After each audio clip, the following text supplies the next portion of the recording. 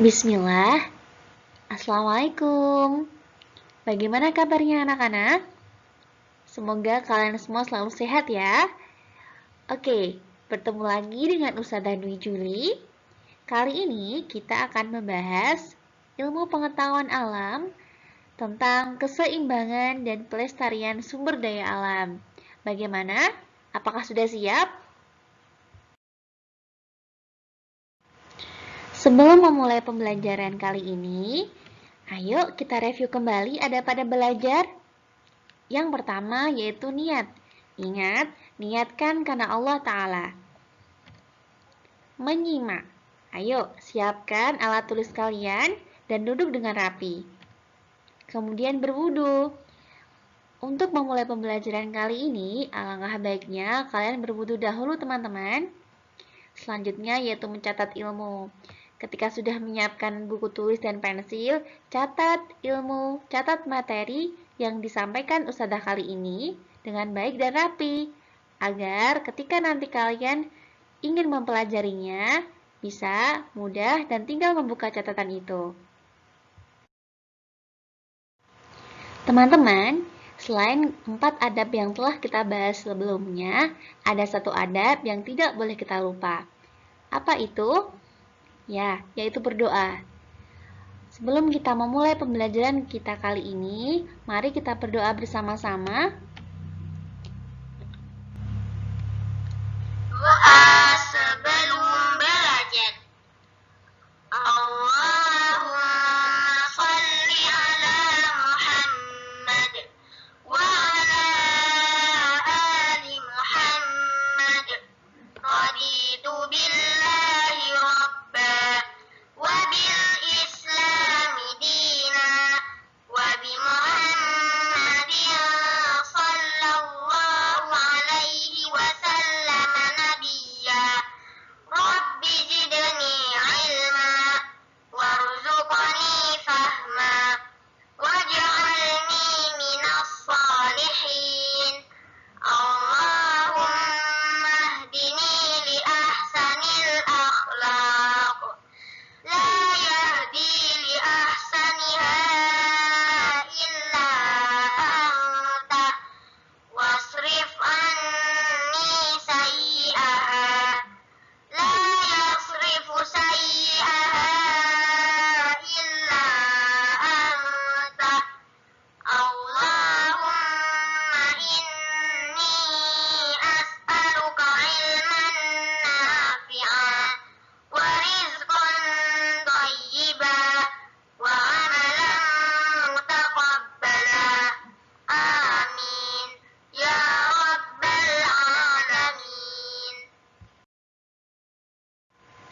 Keseimbangan dan pelestarian sumber daya alam. Teman-teman semua, seperti yang kita ketahui bahwa seluruh makhluk hidup di bumi pasti membutuhkan air. Air dapat dikatakan sebagai sumber kehidupan. Di alam, air dapat terus ada karena adanya siklus air. Oleh karena itu, air disebut dengan sumber daya alam kekal. Lalu, apakah sumber daya alam kekal itu? Dan apa saja yang termasuk sumber daya alam? Untuk lebih paham tentang sumber daya alam, yuk tonton terus videonya, jangan sampai kalian pause atau skip ya. Oke, yang pertama yang akan kita bahas kali ini adalah jenis sumber daya alam. Nah, sebelum kita mengenal tentang jenis sumber daya alam, alangkah baiknya kita tahu pengertian sumber daya alam itu, teman-teman. Sumber daya alam adalah sumber daya yang terbentuk secara alamiah, misalnya tanah, air, laut, minyak bumi, panas bumi, angin, dan energi matahari. Berdasarkan ketersediaan di alam, sumber daya alam dibagi menjadi 3 jenis. Apa saja itu? Yang pertama yaitu sumber daya alam kekal. Kedua, sumber daya alam yang dapat diperbarui. Dan ketiga yaitu sumber daya alam yang tidak dapat diperbarui. Sudahkah kalian tahu apa saja 3 jenis sumber daya alam itu? Agar lebih paham, tonton terus videonya, jangan sampai di skip. karena Ustadzah akan menjelaskan masing-masing sumber daya alam tersebut. Oke teman-teman, yang pertama yang akan kita pelajari adalah sumber daya alam kekal. Tahukah kalian apa pengertian dari sumber daya alam kekal? Ya, sumber daya alam kekal adalah sumber daya alam yang tidak akan habis karena selalu tersedia dan dapat digunakan sebanyak-banyaknya. Kata kuncinya berada di tidak akan habis, teman-teman. Lalu, apa contoh dari sumber daya alam kekal itu? Contohnya, pertama adalah cahaya matahari. Selanjutnya, yaitu angin. Berikutnya, merupakan air, teman-teman. Tahukah kalian mengapa cahaya matahari, angin, dan air termasuk dalam sumber daya alam kekal? Ya, benar sekali. Karena cahaya matahari, air, dan juga angin selalu tersedia dan dapat digunakan sebanyak-banyaknya. Seperti itu ya teman-teman. Sampai sini sudah paham? Oh iya teman-teman, Ustadzah juga ingin mengingatkan, pernahkah kalian bersyukur kepada Allah Subhanahu wa Ta'ala atas karunia yang Allah berikan kepada kita? Misalnya, jika suatu ketika kita gak punya air atau kehabisan air, bukankah akan sangat kesusahan untuk minum, mandi, dan segala kebutuhan yang lainnya jika kita tidak mempunyai air? Begitu juga dengan matahari, teman-teman. Jika kita tidak pernah merasakan hangatnya matahari, pasti bumi akan merasa dingin. Kita akan merasa dingin, teman-teman. Dan tentunya ketika kita jemur pakaian, nggak akan kering. Jika tidak ada angin, apa yang akan kita rasakan, teman-teman? Tahukah kalian bahwa angin merupakan salah satu sumber dari pembangkit listrik? Jika tidak ada angin, mungkin kita tidak akan merasakan terangnya lampu, teman-teman. Oleh karena itu, Ustadzah ingin mengajak kalian untuk lebih bersyukur atas karunia yang Allah berikan kepada kita. Dan tentunya selalu bersyukur serta belajar ya teman-teman. Oke, sampai sini sudah paham ya? Oke, yang kedua yaitu sumber daya alam yang dapat diperbarui. Kira-kira, sudahkah kalian tahu apa yang dimaksud dengan sumber daya alam yang dapat diperbarui? Nah, berikut merupakan pengertiannya. Sumber daya alam yang dapat diperbarui adalah sumber daya alam yang masih dapat digunakan berkali-kali dan dapat dipulihkan kembali. Kata kuncinya adalah dapat dipergunakan kembali dan dapat dipulihkan kembali, teman-teman. Jadi beda ya antara sumber daya alam kekal dan sumber daya alam yang dapat diperbarui. Agar lebih paham, berikut merupakan contohnya. Tanah. Apalagi kira-kira contoh dari sumber daya alam yang dapat diperbarui? Ya, betul sekali. Tumbuhan. Apalagi? Ya, hewan teman-teman. Kenapa tanah, tumbuhan, dan hewan merupakan sumber daya alam yang dapat diperbarui? Apa? Kenapa kira-kira? Ya, benar sekali. Hewan, tumbuhan, dan juga tanah itu dapat dipelihara dan dipulihkan, teman-teman. Jadi, misalnya seperti tumbuhan dan juga hewan. Kita dapat memelihara hewan dan juga tumbuhan serta mengembangbiakkan hewan-hewan dan juga tumbuhan tersebut. Termasuk juga tentang tanah, teman-teman. Kesuburan tanah dipulihkan kembali dengan cara memberi pupuk dan mengolah tanah. Petani mengolah tanah dengan cara mencangkul dan membajak dan menggunakan kerbau ataupun traktor. Jadi teman-teman, sumber daya alam yang dapat diperbarui ini contohnya merupakan tanah, tumbuhan, dan juga hewan. Agar lebih paham, misalnya Ustadzah kasih contoh. Kalian hari ini menyembelih ayam misalnya. Atau mungkin beli ayam, kemudian digoreng, dimasak, dimakan. Misalnya seperti itu. Hari ini makan ayam. Apakah besok kita tidak bisa makan ayam lagi? Bisa teman-teman. Kenapa? Karena hewan ayam tersebut dikembangbiakkan. Nggak cuma satu ataupun dua, melainkan banyak sekali. Ketika ayam dewasa disembelih, masih ada ayam yang remaja. ayam remaja, dewasa lagi, disembelih masih ada anak-anak ayam, seperti itu. Jadi, maksud dari sumber daya alam yang dapat diperbarui adalah sumber daya alam yang masih dapat digunakan berkali-kali dan dapat dipulihkan kembali. Oke, sampai sini sudah paham? Yang ketiga yaitu sumber daya alam yang tidak dapat diperbarui. Apa sih pengertian dari sumber daya alam yang tidak dapat diperbarui, teman-teman? Ya, sumber daya alam yang tidak dapat diperbarui dapat habis jika digunakan secara terus-menerus karena jumlahnya terbatas dan tidak dapat dipulihkan, teman-teman. Pengertiannya berada di jumlah yang terbatas dan tidak dapat dipulihkan. Jadi berbeda ya teman-teman antara sumber daya alam kekal, sumber daya alam dapat diperbarui dari sumber daya alam yang tidak dapat diperbarui. Jadi tidak ya teman-teman. Tidak dapat diperbarui. Kira-kira contohnya apa? Contohnya antara lain yaitu minyak bumi. Kemudian batu bara, dan selanjutnya yaitu barang tambang lainnya seperti emas, perak, dan juga timah.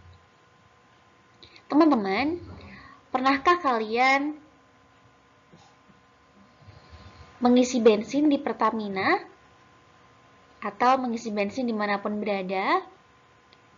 Coba kalian amati motor ataupun mobil.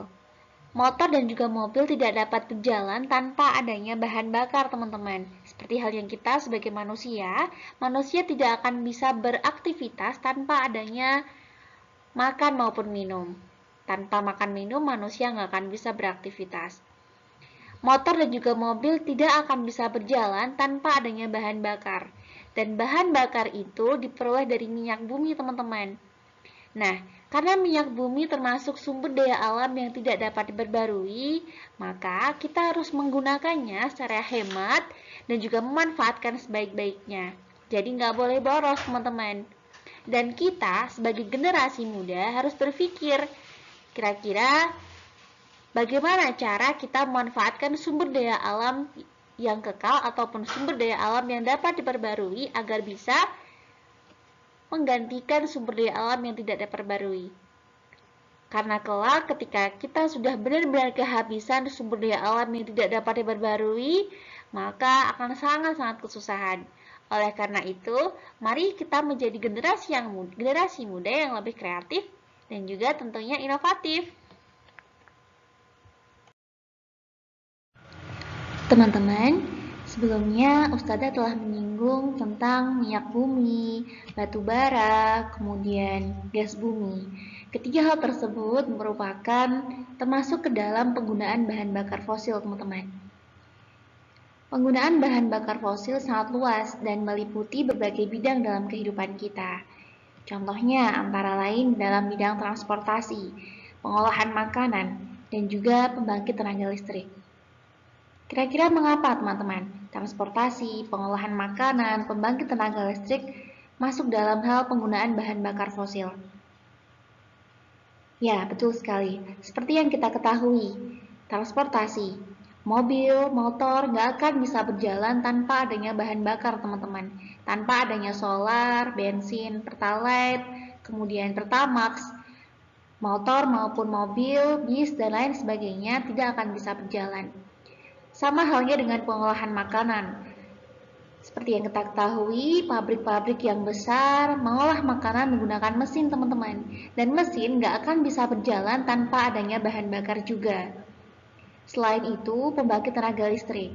Pembangkit tenaga listrik juga menggunakan bahan bakar fosil, teman-teman. Menggunakan batu bara, menggunakan minyak bumi, dan lain sebagainya agar pembangkit tenaga listrik juga bisa berjalan seperti itu. Jadi teman-teman, penggunaan bahan bakar fosil ini semakin lama, semakin tahun, semakin banyak kebutuhannya. Sementara bahan bakar fosil merupakan sumber daya alam yang tidak dapat diperbarui. Oleh karena itu, mari kita sebagai generasi muda lebih menghemat energi dan juga tentunya mencoba untuk melestarikan sumber daya alam kekal maupun sumber daya alam yang dapat diperbarui agar kelak kita juga bisa memanfaatkan sumber daya alam tersebut untuk bisa mengganti penggunaan sumber daya alam yang tidak dapat diperbarui. Oke, sampai di sini sudah paham teman-teman? Baiklah teman-teman, mungkin sekian penyampaian Ustazah tentang pembelajaran sains kali ini. Untuk mengakhiri kegiatan belajar kita pada hari ini, marilah kita akhiri dengan berdoa. Doa sesudah belajar. Allahumma sholli ala Muhammad wa ala ali Muhammad. Allahumma inni a'udzu bika minal ajzi wal kasal wal jubni wal bukhl wal harami wa adzabil qabr. Allahumma ati nafsi taqwaha wa zakkiha anta khairu man zakkaha anta waliyuha wa maulaha. Allahumma inni a'udzu bika min ilmin la yanfa wa min qalbin la yakhsha wa min nafsin la tashba wa min da'watin la yustajabu laha. Allahumma faqqihna fid din. Subhanaka Allahumma wa bihamdika asyhadu an la ilaha illa anta astaghfiruka wa atubu ilaik. Oke teman-teman, sekian dari Ustazah. Apabila ada salah, Ustazah mohon maaf. Semoga apa yang kita pelajari bisa bermanfaat. Wassalamualaikum warahmatullahi wabarakatuh.